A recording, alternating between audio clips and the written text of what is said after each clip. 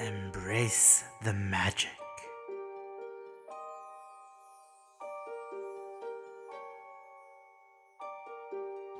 So Song of Rest is a bard ability gained at level 2 that grants extra hit points when the players decide to short rest.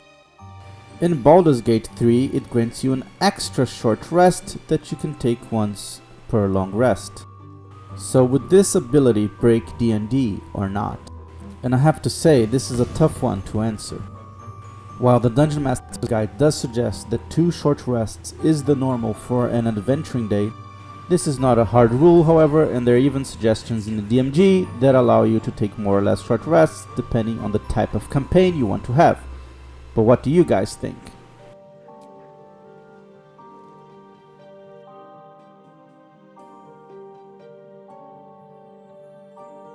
So in Baldur's Gate 3, there are certain summon spells that don't require concentration, like Conjure Woodland Beings, Conjure Minor Elemental, Conjure Elemental, and in D&D, this is an important factor. This change could be considered problematic in D&D, since in one of the ways that you can stop a summoner is by trying to break his concentration actively. So by removing this requirement, basically the enemy will have to go through your whole druidic army.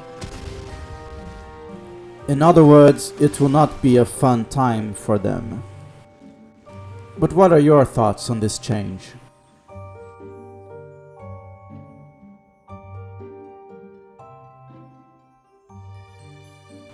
Okay, so how does the level 1 dip in Wizard work?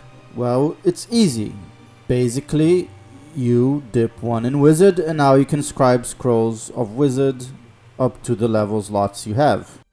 So right now, as you can see, even though I have 4th level spell slots, I don't have any 4th level spells prepared because I'm a 6th level cleric and a 1st level wizard. However, if I choose to scribe a 4th level wizard spell such as Wall of Fire, voila, now I can prepare 4th level spells with my 4th level spell slots. So in this case, I replace Grease, a 1st level spell, with Wall of Fire, a 4th level. And just to be clear, the rules of multiclassing state that you prepare spells as a single class. So much time is spent in the library, and now everyone can get this knowledge.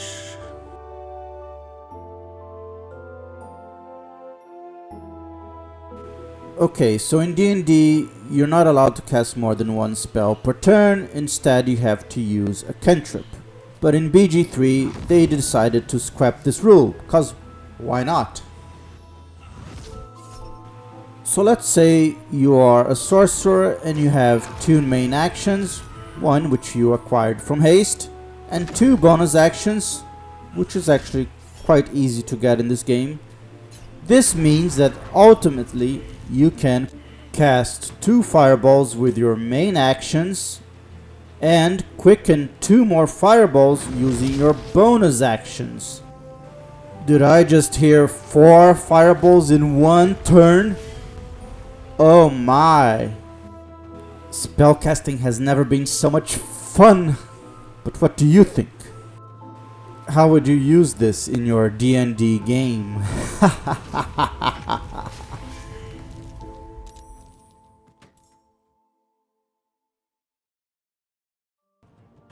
So you might have been wondering, how did I get an extra bonus action in the last clip? And the answer is easy: fast hands.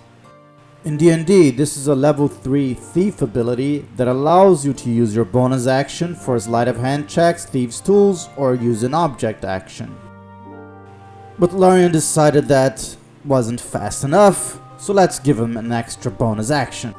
So, with an extra bonus action, as you can imagine, there are lots of options like quickening another spell, using another frenzy strike or offhand weapon, using cunning action to disengage. But is there any rule in D&D against this? And yes, there is. You can only take 1 bonus action each turn. And the thing is, when you take away this rule, it can kind of break the action economy in the game.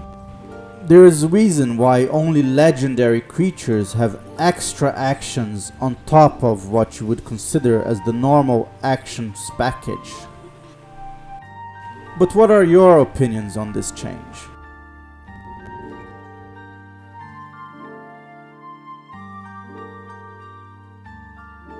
So on the topic of bonus actions, shove is also a bonus action, but what it's like in D&D? Well, basically, while you're using the attack action, you can decide to replace one of your attacks with a shove, which besides pushing the enemy also means that you can make him prone. So while this change does make it more useful for classes that normally won't get a lot of attacks, I do think it undervalues certain feats like Shield Master. But what are your thoughts on this change? Do you think shove should be regularly used by everyone as a bonus action, or be more limited, usually to the more martial types?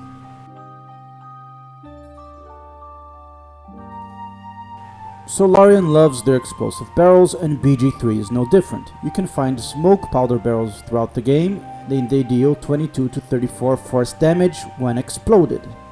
So I looked up in the DMG to see if there's anything similar, and actually there is. There's a chapter related to explosives, and if you explode a gunpowder keg, you'll deal up to 76 damage. What is interesting about this in BG3 though is that in order to throw an explosive keg, you can't just let the container break, so you have to put it inside another container and throw that container so it breaks, leaving only the explosive barrel. Bonus points if you use Tavern Brawler to get in more damage. Explosives are fun, and Barrelmancy is a thing. Do you like it or not?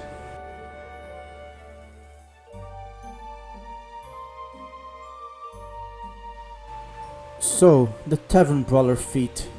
Wow. Besides giving you +1 strength or constitution, it allows you to add your strength modifier again to attack and damage rolls. As long as it's an unarmed attack or a thrown object or improvised weapon. In D&D, well, it doesn't do that much. Talk about power creep, am I right? So yes, this means that if you're a monk and you have a lot of bonus actions with which to flurry, you'll be doing a lot of damage. And now I only wish Drunken Master was in the game.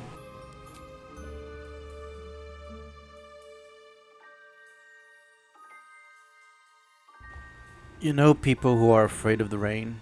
Well, here's why. You can become vulnerable to lightning and cold in Baldur's Gate 3. And evidently this is very powerful, since the only spells I found that can give vulnerability in D&D are Hallow and Contagion, which are both 5th level spells. So what do you think of this change? So much for singing in the rain, am I right?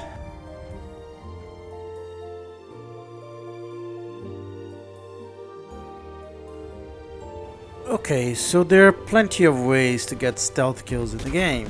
This is just one of them. You create magical darkness, you have Devil's Sight, then you can just shoot at the enemies, kill them, and none are wiser. Repeat until everyone is dead. Alternatively, you can just try to one-shot kill and succeed your stealth check, or, you know, just flee through an arcane gate. Oh no, it looks like I've been caught and I'm now in battle. Oops, I can just go through the arcane gate and flee combat.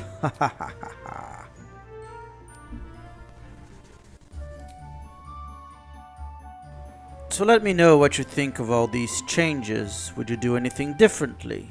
Comment in below.